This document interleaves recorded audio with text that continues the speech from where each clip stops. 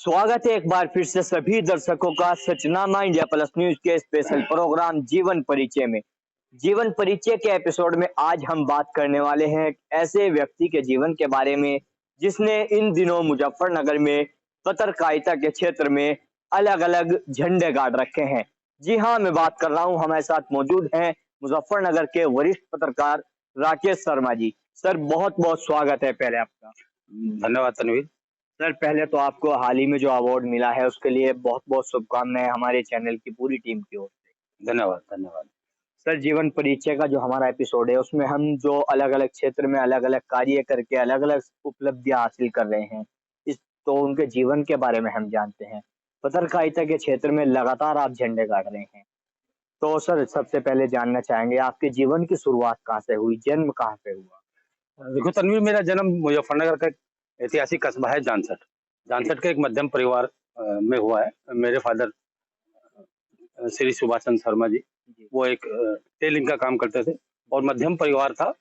और मेरी जो प्राथमिक शिक्षा प्राइमरी स्कूल में हुई, उसके बाद जानसठ में एक डीए इंटर कॉलेज, उसमें मैंने इंटर की और उसके बाद एसजी डिग्री कॉलेज मुजफ्फरनगर में मैंने बीकॉम किया है। और दुर्भाग्य से मैं एमकॉम भी एक साल एमकॉम था, दूसरा साल मैं पेपर नहीं दे पाया था कुछ पारिवारिक दिक्कत की वजह से, तो एमकॉम मैंने यहाँ से किया। तो सर, जैसे शिक्षा के बाद की अगर बात की जाए तो आप पत्रकारिता में ही शिक्षा पूरी करने के बाद तुरंत आ गए या इससे पहले आपने कुछ और काम शुरू किया? नहीं, पत्रकारिता तो तनवीर को लक्ष्य नहीं था मेरा। मेरा लक्ष्य था भारतीय सेना में जाने का। भारतीय सेना में मैंने 3 बार परीक्षा दी, एक बार मैं पास हो गया। लिखित परीक्षा पास हुई तो ट्रेनिंग के लिए मेरा नंबर आया, तो हमारी माता जी थी, हमारी माँ रोने लगी कि भाई मैं अपने बेटे को फौज में नहीं जाने दूंगी। तो मैं उस ट्रेनिंग में नहीं जा पाया। जो मेरी इच्छा थी भारतीय सेना में जाने की, वो मैं पूरी नहीं कर पाया।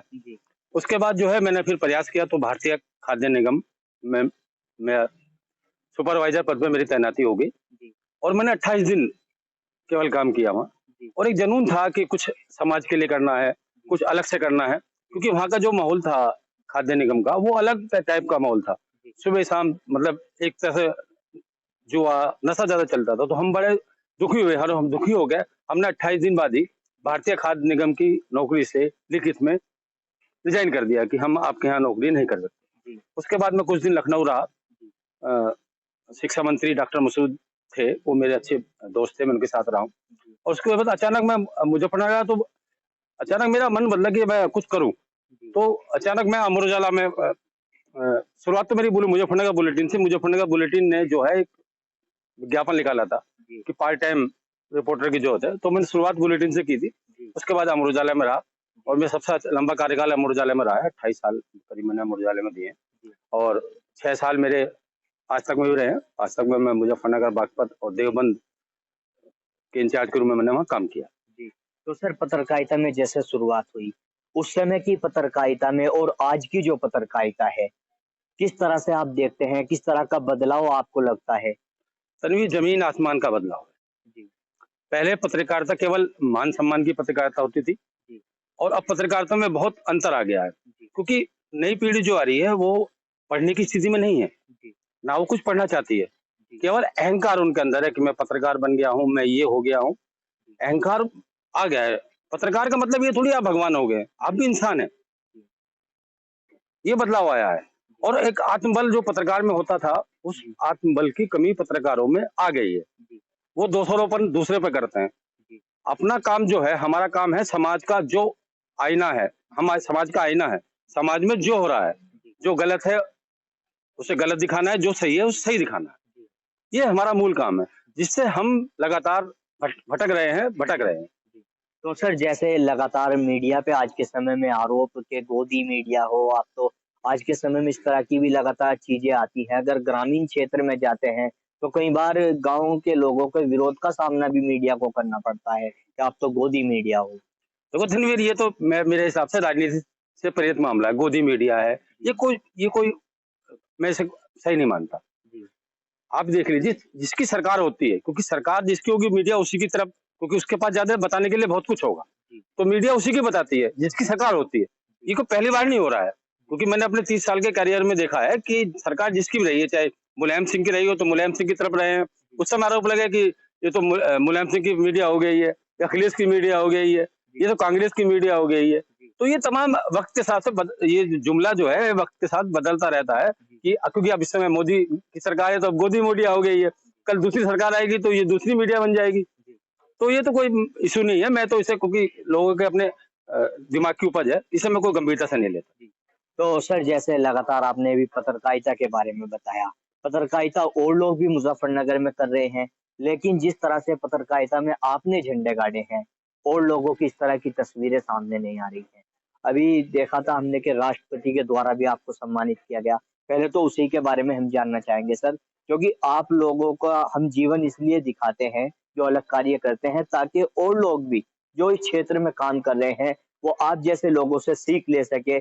हम खुद इस क्षेत्र में आ रहे हैं तो हमें भी आप लोगों के द्वारा किए गए कार्यों को देख के कोई नई चीज सीखने को मिले। तो हम पहले जानना चाहेंगे, जो पहले आपको राष्ट्रपति के द्वारा अवार्ड दिया गया था वो किस तरह का? देखो तनवीर, वो मुझे देहरादून में राष्ट्रपति प्रणब मुखर्जी ने एक खबर पर किया था। ये खबर थी नारी निकेतन की। नारी निकेतन में एक मुख बगीर स्वासिनी थी जिसके साथ अंदर दुष्कर्म हुआ, और उसके बाद पूरे जो नारी निकेतन का स्टाफ था, जो अधीक्षक थी या वो जो भी स्टाफ था, उन्होंने सब मिलकर उसका गर्भपात कर दिया था। और गर्भपात में उसकी हालत बिगड़ गई थी। चोरी छिपे उसे दून अस्पताल में ले गए थे, लेकिन दून अस्पताल ने उसे लेने से मना कर दिया था।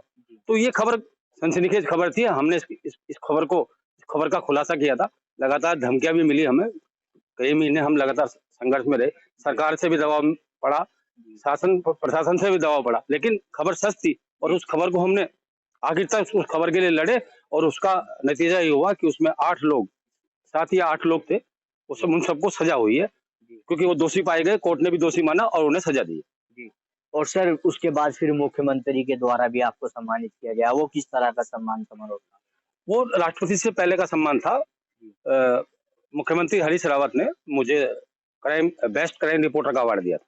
वो भी देहरादून में मिला था मुझे, क्योंकि वहाँ पे एक बड़ी संस्था थी, उसने एक बड़ा सर्वे कराया था। उस सर्वे के बाद ये मुझे बेस्ट क्राइम रिपोर्टर का अवार्ड मिला था, जो मुख्यमंत्री हरीश रावत जी ने दिया था। जी। और सर अभी हाल ही में भी आपको विदेश की कोई संस्था है उसके द्वारा आपको?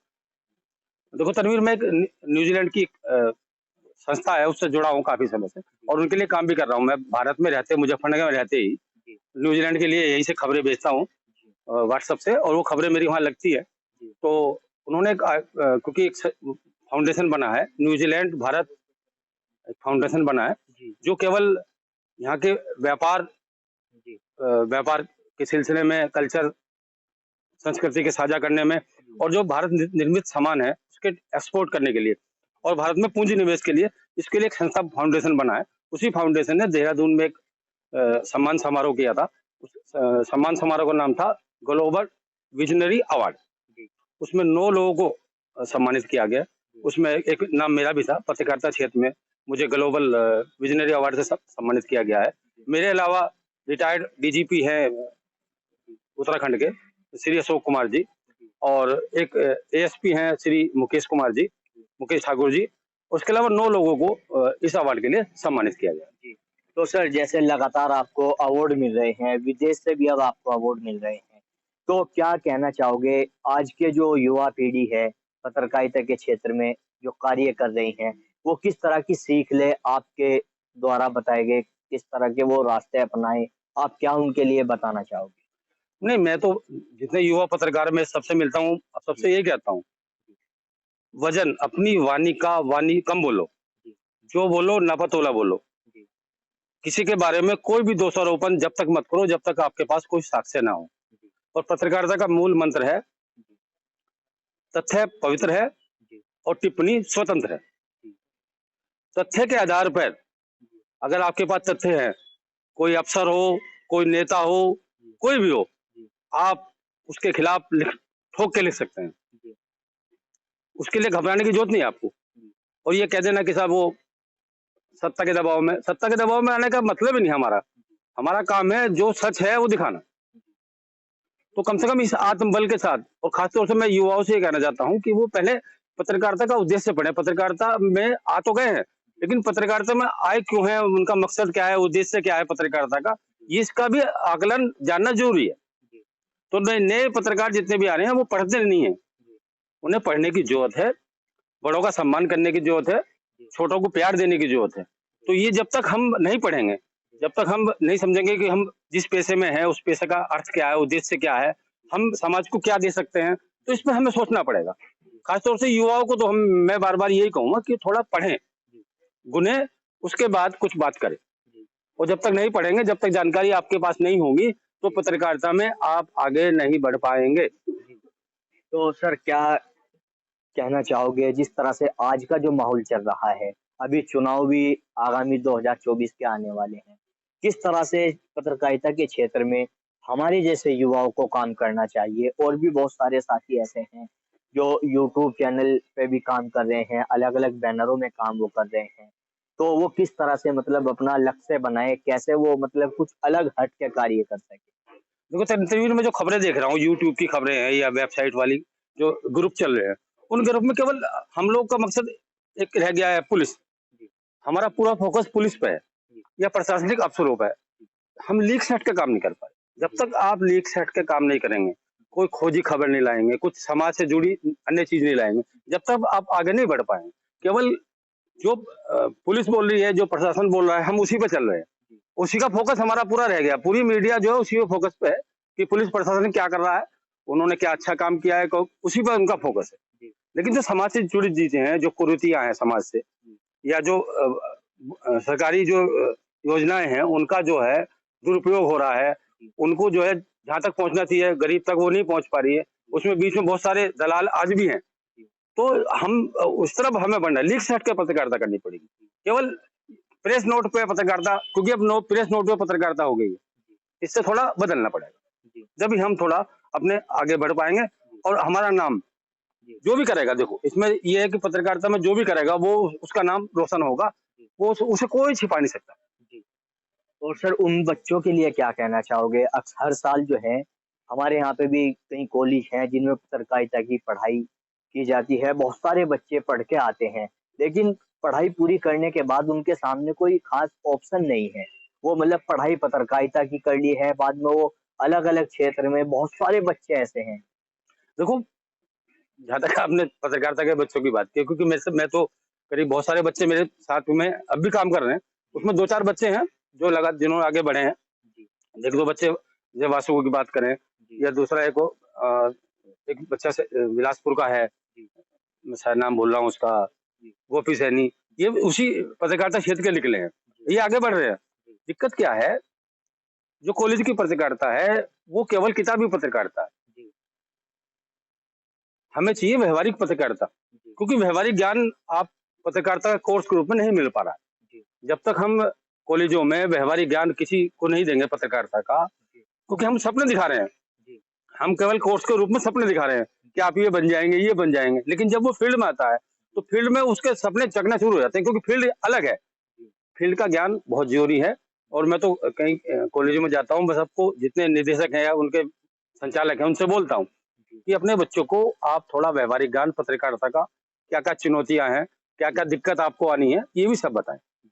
जब तक हम ये नहीं बताएंगे, जब तक हम व्यवहारिक ज्ञान नहीं देंगे बच्चों को, तो उनका दिमाग जो है वो, जो बार बार कह रहे हैं ना कि डाइवर्ट हो रहे हैं पत्रकारिता से, डाइवर्ट तो होंगे, क्योंकि कागजी ज्ञान अलग है, व्यवहारिक ज्ञान अलग है।